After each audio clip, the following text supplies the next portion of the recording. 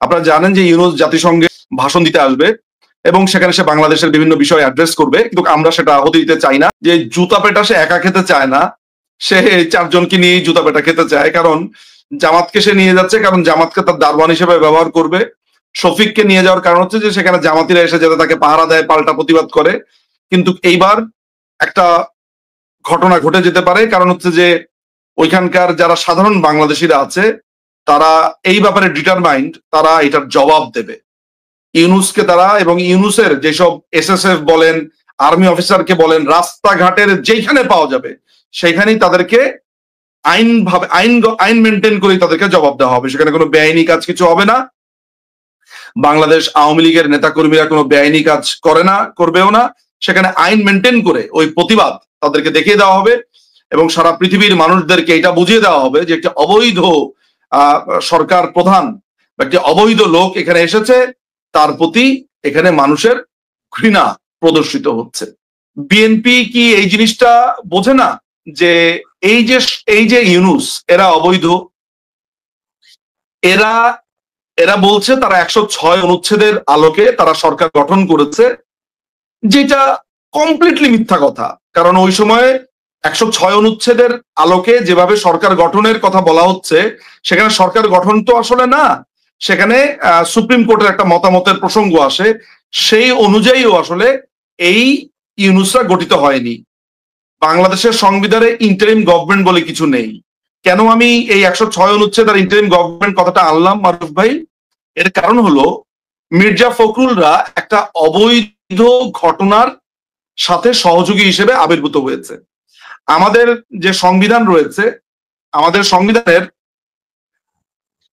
আমি আপনাকে রেফার করব আমাদের সংবিধানের 7-1, এখানে পরিষ্কার করে বলা আছে, 7-2 এখানে পরিষ্কার করে বলা আছে যে এই ধরনের অবৈধভাবে ক্ষমতা দখল যারা করেছে তাদেরকে যারা সমর্থন দিবে তারাও রাষ্ট্রদ্রোহী। আমি জানি না যে মির্জা ফখরুল আসলে বা বিএনপি কেন এই জিনিসটা বুঝতে পারছে না যে বাংলাদেশের সংবিধান অনুযায়ী ইউনূসকে তারা কোনোভাবে সমর্থন দিতেই পারে না, এবং তারাও কেন এই পাপের সহযোগী হচ্ছে এটাও আমার বোধগম্য না। এখন আপনি আমাকে বলতে পারেন যে এই যে 5ই আগস্টের ঘটনা, এই ঘটনাতে বিএনপিও জড়িত ছিল, অবশ্যই। ফলে তারা এই সহযোগী হিসেবে এই ঘটনাতে তারাও এখানে দায়বদ্ধ আছে। ভবিষ্যতে বিচার হলে এই মির্জা ফখরুলেরও বিচার হবে। এই বিএনপি যদি আজকে ইলেকশনে যায়, এই ইলেকশনের মাধ্যমে গঠিত সরকার সমস্ত কিছু অবৈধ হবে। এই বলে না যে ওই যে একটা কথা আছে গ্রাম বাংলাতে, যে ভালো পিঠটা খাউজায়া খাউজায়া ঘা কইরা ফালাইছে। তো এই ভালো পিঠটা মানে বিএনপি যদি এখন ক্লিন থাকতে চায়, তারা পরিষ্কার করে বলবে যে আদালতে তত্ত্বাবধায়ক সরকারের যেই রিভিউ পিটিশনটি এখন শুনানির মধ্যে আছে, তত্ত্বাবধায়ক সরকার যদি ফেরত আসে, তাহলে মাননীয় প্রধানমন্ত্রী, বাংলাদেশের মাননীয় প্রধানমন্ত্রী শেখ হাসিনা, তিনি কিন্তু ইচ্ছা করলে সিদ্ধান্ত নিতে পারেন, তার সরকার ইচ্ছা করলে আপনার রিজাইন করতে পারেন। সেটা সাংবিধানিক ভাবেই হবে এবং তখন সেটা মিউচুয়াল আন্ডারস্ট্যান্ডিং এর মাধ্যমে তখন তত্ত্বাবধায়কের মাধ্যমে ইলেকশন হলেও হতে পারে, যদি সেটা ফেরত আসে। যদিও আমি পরিষ্কারভাবে বলছি যে এই আদালতের মাধ্যমে কোনো সিদ্ধান্তকেও আমি মানতে নারাজ, কারণ এখন যে প্রধান বিচারপতি আছে এটাও অবৈধ। এই কোনো বৈধভাবে আসেনি, এটি কয়েকটি ছাত্র তাকে এখানে বসিয়েছে। আমাদের যে সাংবিধানিক রুলস আছে, প্রসিডিউর আছে, এই অনুযায়ী এই প্রধান বিচারপতিও আসেনি। ফলে একমাত্র বাংলাদেশের সাংবিধানিক এই জটিলতা কাটতে পারে কিভাবে? ইউনূস এখান থেকে তাকে লাথি মেরে এখান থেকে সরানো হোক, মাননীয় প্রধানমন্ত্রী আবারও প্রধানমন্ত্রী হিসেবে তার সিদ্ধান্ত অনুযায়ী তিনি সিদ্ধান্ত নেবেন, সেই সিদ্ধান্তগুলো অনুযায়ী প্রধান বিচারপতি, তত্ত্বাবধায়ক সরকার এগুলোর একটা সুরাহা হতে পারে। আদারওয়াইজ এই যে পুরো পাপে ডুবে আছে, অর্থাৎ ক্ষমতা দখল, অবৈধ সাংবিধানিক ভাবে ক্ষমতাতে আসা, আমাদের সংবিধানকে যদি মানতে হয়, কারণ এই সংবিধানের অধীনেই কিন্তু এরা আবার বলেছে এরা শপথ নিয়েছে, ফলে সংবিধানকে কিন্তু তারা এড়াতে পারেনি। তারা যদি একটা নিজের সংবিধান বানিয়ে একটা সরকার গঠন করত, তাহলেও একটা কথা ছিল যে ওরা যে বলছে আমরা বিপ্লব করেছি, রেভলিউশন করেছি, তাহলে আমি একটা যুক্তি দিয়ে বোঝাতে পারতাম, ঠিক আছে ওরা একটা সংবিধান এনেছে, সেটা আমি মানবো কি মানবো না পরের কথা, তাও একটা যুক্তি থাকতো। সংবিধানের আন্ডারে শপথ দিয়েছে, আবার বলে সংবিধান মানবো না। ফলে এই যে আমাদের সংবিধানের 7-ক আছে, 1 আছে, এই সমস্ত কিছু অনুযায়ী এরা অবৈধ। এই মির্জা ফখরুল এই অবৈধ ঘটনার একটা সহযোগী, ভবিষ্যতে মির্জা ফখরুল বেঁচে থাকলে তারও বিচার হবে, এই আন্ডারে যারা যারা সমর্থন দিয়েছে প্রত্যেকের বিচার হবে। এটা আমি সংবিধানের আলোকে এই কথাটা বলতে পারি। এই হচ্ছে ব্যাপার। মির্জা ফখরুলকে ব্যক্তিগতভাবে আমি অত্যন্ত সজ্জন এবং আমি একজন ভদ্রলোক হিসেবে সবসময় বিবেচনা করি। লোকটা বিএনপির রাজনীতি করলেও মানুষ হিসেবে তাকে আমার অত্যন্ত নিপাট ভদ্রলোক বলে মনে হয়। যদিও পলিটিক্যালি আমাদের বিরুদ্ধে তো কত কথাই বলে, কিন্তু আমি যদি ধরেন পলিটিক্স এর উপরে উঠে গিয়ে একটা নর্মাল মানুষ হিসেবে বিবেচনা করি, মির্জা ফখরুলকে আপনার একজন ভদ্রলোক বলা যেতে পারে। আমি জানি না এই ভদ্রলোক, তার তো রাজনৈতিক প্রজ্ঞা আছে, রাজনৈতিক দীর্ঘদিন ধরে রাজনীতি করেছেন, এই জার্নিতে তিনি কেন সেখানে সামিল হয়েছেন আমার এটা মাথার উপর দিয়ে যাচ্ছে। সেইখানে একটা ভয়ঙ্কর রকমের সংঘর্ষের সম্ভাবনা আছে। জুতা নিক্ষেপ আপনি কম বললেন, তার থেকেও ভয়ঙ্কর কিছু হতে পারে বলে আমার ধারণা। সেখানে সাধারণ মানুষ যেভাবে ফুঁসে আছে, আপনি জানেন যে বিভিন্ন স্টেট থেকে হাজার হাজার মানুষ আমার ফোনে, আমি এগুলো নিয়ে কথাবার্তা বলছি। বললাম না যে আমি এখন আছি হচ্ছে আপনার চেন্নাইতে, এখান থেকে আমি ফ্লাই করার সম্ভাবনা আছে। এখানে বিভিন্ন জায়গা থেকে আপনার ওই নিউ ইয়র্কে যাচ্ছে। তো এই ধরনের একটা ঘটনা, সেখানে জুতা নিক্ষেপের যাবে হচ্ছে ইউনুস, এই জুতার বাড়ি খাওয়ার জন্য মির্জা ফখরুলের কেন এত শখ হয়েছে আমি জানি না। এবং আপনি ঠিকই বলেছেন, সেখানে জুতা নিক্ষেপ হবে, আপনার সেখানে এই প্রতিবাদ, এইটার মধ্যে মির্জা ফখরুল কেন তাকে জড়ালেন? এখন একটা জুতা গিয়ে যদি তার মুখে পড়ে, তার কোনো মানে ওইখানে মান সম্মান কিছু থাকবে? একটা ডিম গিয়ে যদি পড়ে, এবং সেটা তারা এড়াতে পারবে না। এবং তারা মনে করেছে, ইউনুস মনে করেছে যে আমি বিএনপির প্রধানকে নিয়ে গেলাম, আমি জামাতের প্রধানকে নিয়ে গেলাম, ফলে তারা আমাকে এরকম, তাদেরও নেতাকর্মী এখানে থাকবে। ওরা কি বুঝতে পারে যে এই নিউ ইয়র্কে শুধু বাংলাদেশ আওয়ামী লীগের নেতাকর্মীরা আসছে না, সাধারণ মানুষ, মারুফ ভাই, সাধারণ মানুষ। আমি জানি বিভিন্ন ইউনিভার্সিটির যারা প্রফেসর আছে, এখানে পড়ালেখা করান, একেবারে ধরেন রাজনীতিতে আসেই নাই, তারা সেখানে আসবে। শত শত ডক্টরস, ইঞ্জিনিয়ার্স, বিভিন্ন প্রফেশনাল, সাধারণ মানুষ, ব্যবসায়ী সেখানে উপস্থিত হবে। মানে নিউ ইয়র্ক একটা কার্নিভালের মতো অবস্থাতে পরিণত হয়েছে। আজকে কয় তারিখ? আজকে 20 তারিখ। অলমোস্ট আপনার 22 তারিখে একটা প্রোগ্রাম আছে, 26 তারিখে তো মেইন প্রোগ্রাম, অলমোস্ট রওনা দিয়ে দিয়েছে। আমি তো আমার তো এক পা আমি নিউ ইয়র্কে দিয়েই রেখেছি, আমার খালি মার অসুস্থতার কারণে উঠতে পারছি না, তা না হলে আমি আজকেই প্রায় করে ফেলতাম। মানে ব্যাপারটা এমন আর কি। ফলে একটা বড় ধরনের ঘটনা ঘটতে যাচ্ছে, এরা বুঝতেও পারছে না যে এরা নিজেদেরকে এই পাপের মধ্যে, এই পঙ্কিলতার মধ্যে নিজেদেরকে টেনে নিয়েছে, যার কোনো দরকারই ছিল না। মানে এখানে প্রোটেকশনের জন্য 100 জন না 500 জন পুলিশ আসলেও তাতে কি আসা যায়? সেখানে তো আমরা কাউকে আইন বিরোধী কিছু করতে যাচ্ছি না। সেখানে প্রতিবাদের যে লিমিট আছে, আমরা সেই লিমিট পর্যন্তই থাকতে চাই। সেখানে সাধারণ মানুষ সেখানে প্রতিবাদ করবে। আইনকে, বাংলাদেশ আওয়ামী লীগের কর্মীদের কথা আমি বলতে পারি, অন্যান্য যারা সাধারণ মানুষ আছে তাদের কথাও আমি অনুমান করে বলতে পারি, প্রত্যেকে আইনের প্রতি শ্রদ্ধাশীল। আমেরিকাতে বাক স্বাধীনতার ব্যাপারটা খুবই স্ট্রং, সেখানে মানুষের মত প্রকাশ করতে দেওয়া হয়। সেখানে আমরা আমাদের মত প্রকাশ করব, আমরা আমাদের বক্তব্য দিব। আমি মনে করি না যে সেখানে অতিরিক্ত যদি কঠোর নিরাপত্তা দেওয়া হয় তাতে কিছু আসে যায়, কারণ সেখানে আমাদের নেতা কর্মীরা তাদের মত প্রকাশ করতে যাবে, প্রতিবাদ করতে যাবে। এখানে নাথিং টু ডু উইথ আপনার এই কঠিন প্রোটেকশন অর হোয়াট এভার। তবে হ্যাঁ, তারা ভয় পাচ্ছে, তারা মনে করছে যে তাদেরকে পচা ডিম নিক্ষেপ করা হবে কিনা, জুতা নিক্ষেপ করা হবে কিনা, সেগুলো নিয়ে তারা ভয় পাচ্ছে।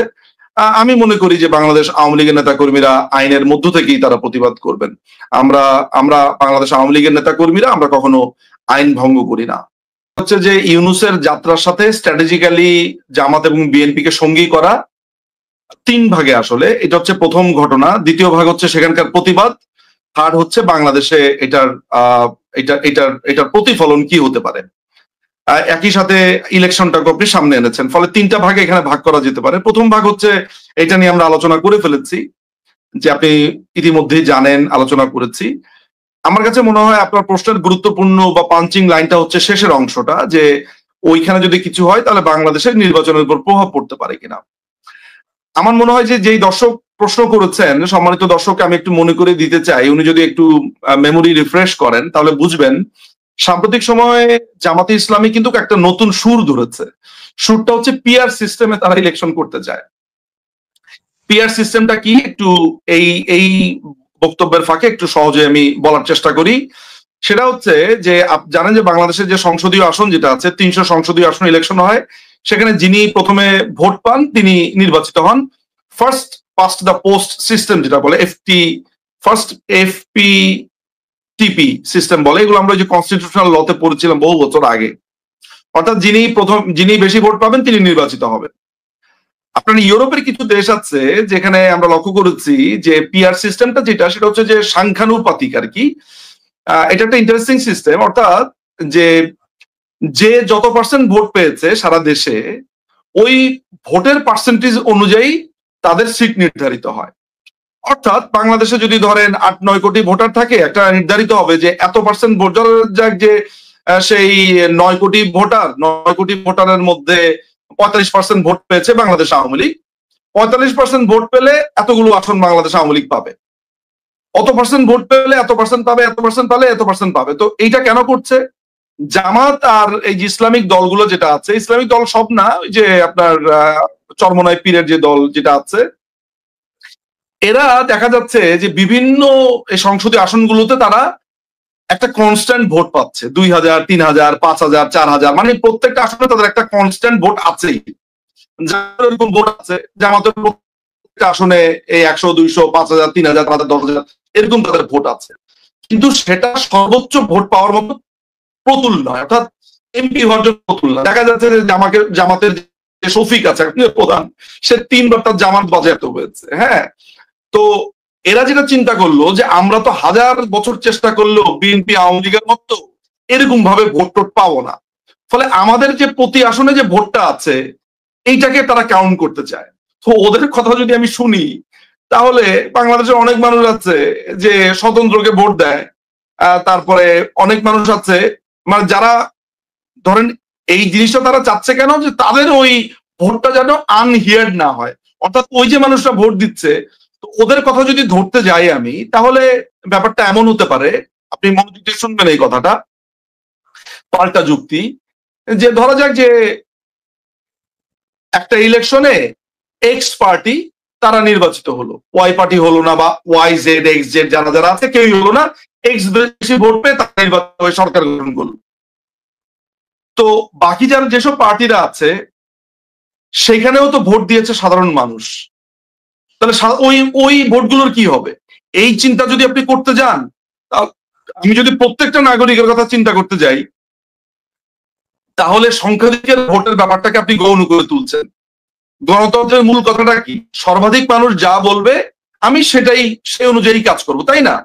আপনি যদি প্রত্যেকটা মানুষের রিপ্রেজেন্টেশন নিতে চান, তাহলে আপনি কিছুই করতে পারবেন না, কারণ একটা দেশে একজন হলেও ধরেন একটা ভোট যদি বিপক্ষ দলের আন্ডারে পড়ে, তারও তো একটা ভয়েস আছে। হ্যাঁ, নাগরিক অধিকারের ক্ষেত্রে যিনি নির্বাচিত হবেন তিনি তার নাগরিক অধিকার রাখবেন, হয়তোবা তার পছন্দের বা ভালোবাসার দলটি যেতে পারে নাই, কিন্তু তার যে নাগরিক অধিকার সেটাকে, এবং তাকে এটা মেনে নিতে হবে।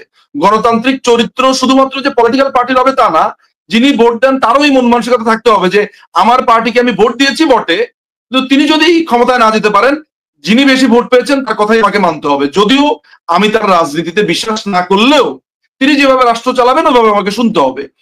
এই মন মানসিকতা মনে হয় জামাতের নাই, এই কারণে তারা পিআর পদ্ধতিতে যাচ্ছে। তো আপনাকে যে প্রসঙ্গে এই আলোচনাটা, আমি এই পিআর পদ্ধতির আলোচনা করলাম, সেটা হচ্ছে যে আপনি বলেছেন যে বাংলাদেশে পলিটিক্যাল নির্বাচনে ওই নিউ ইয়র্কের এই ঘটনাটা প্রভাব বিস্তার করতে পারে কিনা। দেখেন, ইলেকশন কিন্তু এই পিআর পদ্ধতি আর পিআর পদ্ধতি না, এটা নিয়ে এমনি ঝামেলার মধ্যে আছে।